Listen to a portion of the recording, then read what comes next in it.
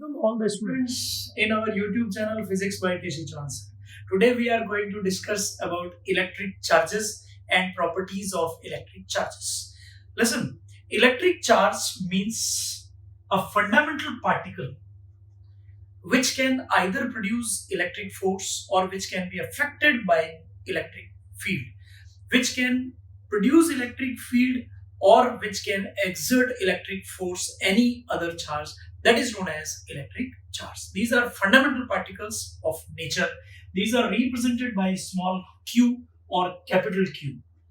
Electric charge itself is a quantity, but it is not a fundamental quantity. It is a quantity which can be obtained or derived from other. I is equal to Q upon T, then Q is equal to I into T.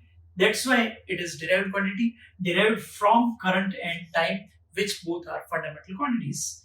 Its dimensions will be A1, T1. It can be written as M0, L0, T1, A1. This is dimensions of electric charge.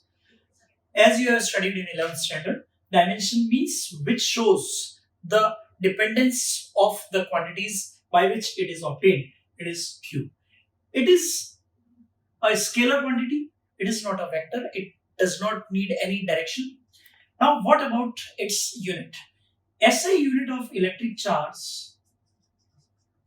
SI unit of electric charge is coulomb.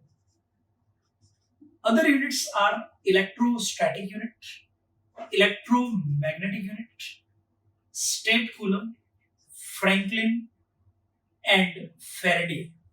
These are different units. Remember, this is SI unit or MKS unit, you can say. But what about ESU, electrostatic unit? These are same, ESU or state coulomb or Franklin.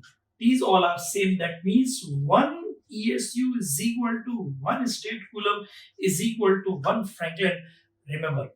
Now, what about the dependence of coulomb and ESU?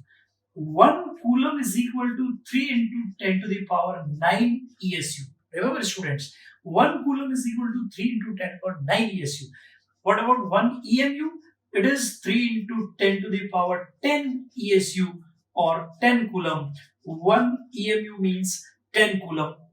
This can be represented in this way also.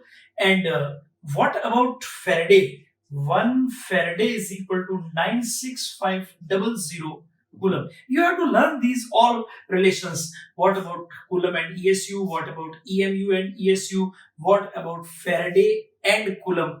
This you have to learn. This is all about the unit and dimensions of electric charge. Electric charges are basically of two types. These are, first of all, these are free and other one are bound. Now, what does it mean by free charges or free electrons?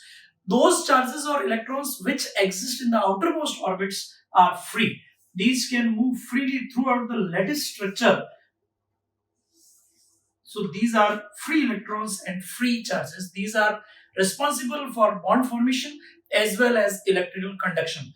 Those materials which can conduct electricity which are having free electrons, those which are not having free electrons cannot conduct electricity at all. Remember this thing. Now, what about bound? The charges which are lying in the inner orbits are bound charges. These are bound charges. These are not responsible for bond formation as well as for any kind of the conduction, etc. So on this basis, we can say the materials are of three types. First is conductor, second is semiconductors, third is insulator. The conductors are having free electrons present. The insulators are not having free electrons. These are having only bound electrons. Semiconductors are conditionally conductors in the basis of temperature, in the presence of temperature. With the increase of temperature, these become conductor.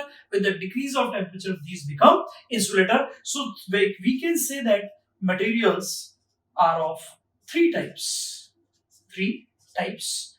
First one is conductor. Second one is semiconductor. and third one is insulator. So this is all about electric charges, student. I think it will be very useful for you. It is very useful for the basic concepts of electrostudy. Uh, yeah, you should get maximum benefit of it. And please do subscribe, share, and like our YouTube channel Physics by TC Chauhan sir. Thank you very much.